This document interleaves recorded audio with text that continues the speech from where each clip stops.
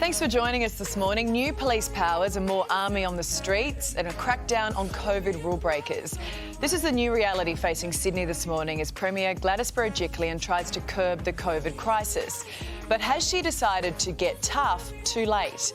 Let's discuss with Senator Jacqui Lambie from Canberra and 2GB's Chris Smith from Sydney. Nice to see both of you this morning. Hey, Chris, I wanted to start with WA Premier Mark McGowan yesterday. He had this damning verdict on his New South Wales counterpart. Just take a listen. By doing what they're doing, they're risking the lives of their citizens and they're risking everyone else. I do not understand why they're not prepared and they don't have the backbone to do what is required. Brutal, wasn't it? What did you make of it, Chris? Well, what does he want Gladys Berejiklian to do? They keep saying, oh, a curfew will work. Well, if you can't lock people down in Canterbury Bankstown during the day, they're not going to just lock down magically because you have a rule that you can't move around at night. We've got a compliance problem. And look, have a look around the world, Mark McGowan. Not a single city in the world that's had Delta take hold has ever eradicated it completely. It's not an elimination factor. This is a different virus. It's okay for him. He's got 1/3 of the population.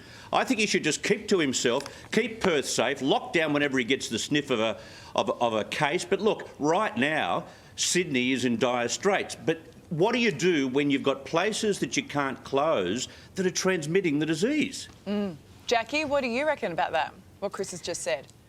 Look, I think everyone's been through a really tough time over the last 18 months. Look, we can all go at each other. That's fine. It's really not going to do anything. I do ask the people of New South Wales, we have all paid the price. We did it for 6 weeks in Tasmania. I mean, look at Victoria. They're the front runners out there. 5 or 6 lockdowns now? They do work, guys. They do work. Put your masks on. Try and do the right thing because, seriously, I don't want to be seeing you locked inside your houses on Christmas Day eating your Christmas turkey without your families around you, and that's where you're heading. So you need to do the right thing. If you don't want to do it for yourselves, those people who are not complying, and it's only a very small minority of you, you are causing the rest of us pain, then please consider the rest of the country because it's not helping anyone by you not doing the right thing. And this has been the drama, people not doing the right thing, and just noticing then today, you've got the state's top cop and police minister. They now want more powers, arguing the health orders have been too weak, and they have. They haven't been able to fine people who've been doing the wrong thing. Everyone seems to be on board in Cabinet except the health minister. He's not happy, and there are some arguing today that Brad Hazzard actually needs to take a break because it has been a major problem enforcing lockdown, hasn't it, Chris? The way he performed at that parliamentary inquiry 2 days ago, he looks fried. I'm sorry. He's not only aggressive, he's aggressive in press conferences. He was way aggressive in that parliamentary inquiry, but when he's not aggressive, he's passive-aggressive. Like, the guy is fried, and I can understand why. He's only getting 1 day off a week, and I presume when he does have a day off, I bet he takes the phone calls that he gets every time and he has to make calls.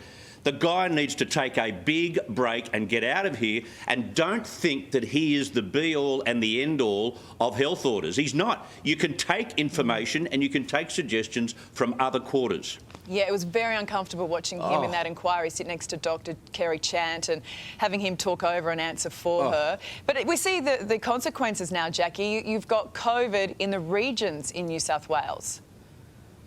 Yeah, look, him doing what he's doing, you know what, this excuse of having 1 day off a week, well, boo-hoo, you know, try working 7 days a week, you know, and there is no excuse for him. OK, if he does it once or twice, that's fine, but he's passive-aggressive a lot of the time. It is not helping the situation. It is not helping calm New South Wales the way he is doing this. He's getting paid an excessive amount of money, I would imagine. So either do the right thing, mate, or if you can't do the job, then get out of the game. But you are not helping the situation. I can tell you that much right now. But I do feel, though, for our politicians, in the fact that we blast them all the time. I think most of them are doing the very best. Yeah, they make mistakes and all, but they're working very, very hard. And then you look at like what New South Wales did. They went into lockdown too late. Melbourne goes into lockdown very quickly, so they're in and out all the time. What is the solution? And where do you stand, Jacqui, on making vaccines compulsory? Look, I don't think we're ever going to make vaccines compulsory, but you can see people like SPC, saying if you want to work here, I have a responsibility like I do in my office, and before the Delta variant, I just said if you want to get the shots, get them. There were people hesitant that were in my office. Now I think, apart from the ones in Canberra, the ones down in Tasmania have all had their first shots and waiting for their second ones in the next 3 weeks. So.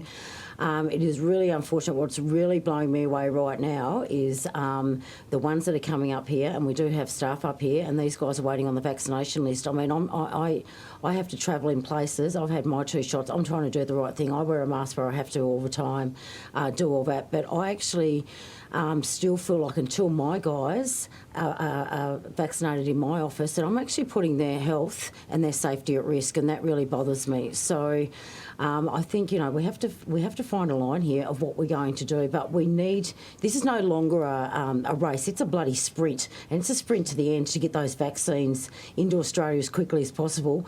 I was out there talking to the cleaners this morning up here in Parliament House. We're putting them at risk because you've got parliamentarians coming in here. They're Canberra residents. They're having to wait another 4 or 5 weeks before they can get their first shot. So this is the problem that we're up against. So we're set up in this limbo where until, we can get 70 or 80% vaccinated, this is the way it's going to be. But we need to be doing that.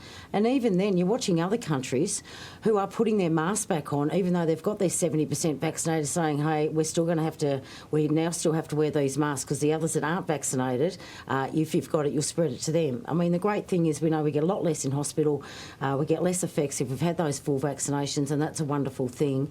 But unfortunately for Australia, we're not there, and we're not even close. No, we're not even close, and we're not going to be until we get far more of those vaccines on our shores, which will thankfully happen, next month or the month after, or thereabouts, hopefully.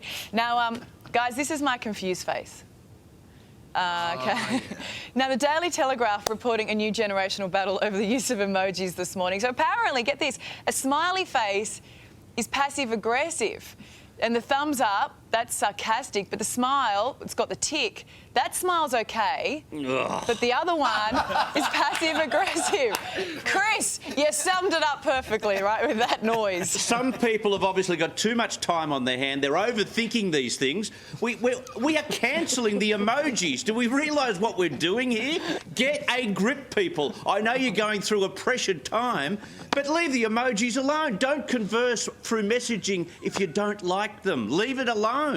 Yep. I think the issue is that the message young people send, old people don't understand. Jacqui, you're hip and cool. Oh, they obviously haven't seen my Jacqui Lambie cartoon ones, mate, because I'm seriously kicking some ass, I'll be honest with you. I'll send you one, Karl, just to keep you in line, mate. As long as you're not going to need a Kleenex after you have a look at it, mate. I'm seriously concerned about you.